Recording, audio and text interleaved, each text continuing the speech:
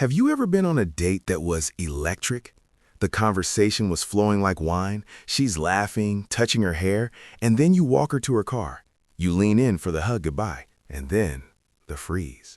Next day, the texts go from "I had so much fun" to "Hey, I'm just super busy this week." If that's ever happened to you, stay right here.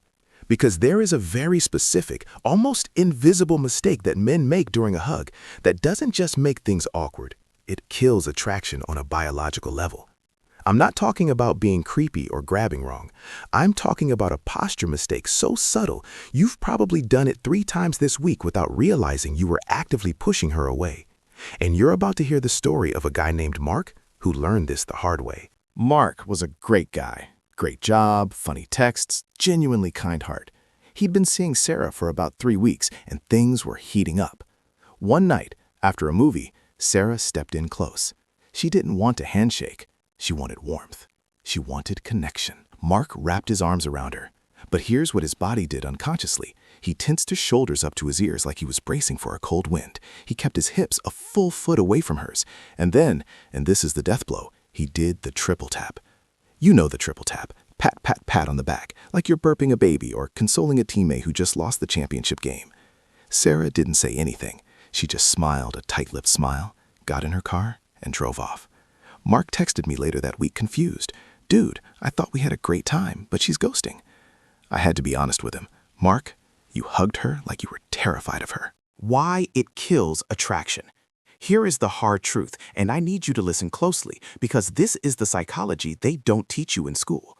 When you hug a woman you're interested in with stiff shoulders, a distant pelvis, and patting hands, your nervous system is subconsciously screaming one thing: I am uncomfortable with intimacy.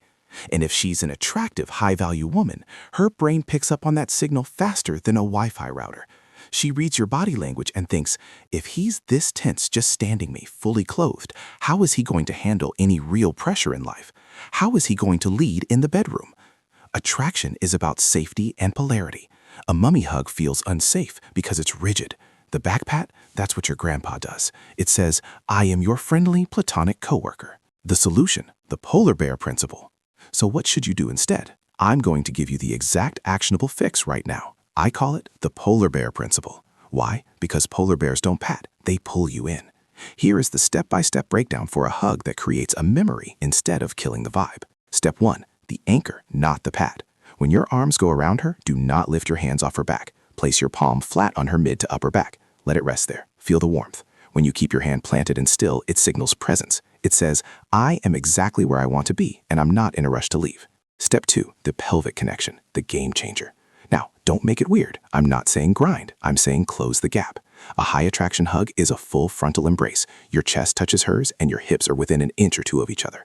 When you close that gap, her oxytocin levels spike. It feels like a real hug, not an air high five.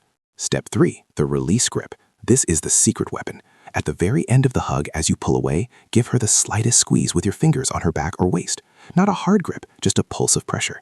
It's the physical exclamation point on the sentence, "That felt good." Mark tried this on his next first date. He said the woman literally melted into his shoulder and let out a little sigh. He texted me the next day. She said it was the best hug she'd had in a year. The hug is the bridge between friendship and romance. If you build that bridge out of stiff, creaky wood, she's not going to cross it. But here's the catch, and this is why I need you to stick around until the very end of this video. There is one more element to this that is even more powerful than the grip. You can have the perfect polar bear hug, but if you mess up the 2 seconds before the hug, none of it matters. It's called the pre-hug gaze, and most guys look like deer in headlights. I'm going to show you exactly where to look and how to tilt your head in the next clip so you don't bump noses or ruin the moment. Stay tuned, you're about to level up, my friend.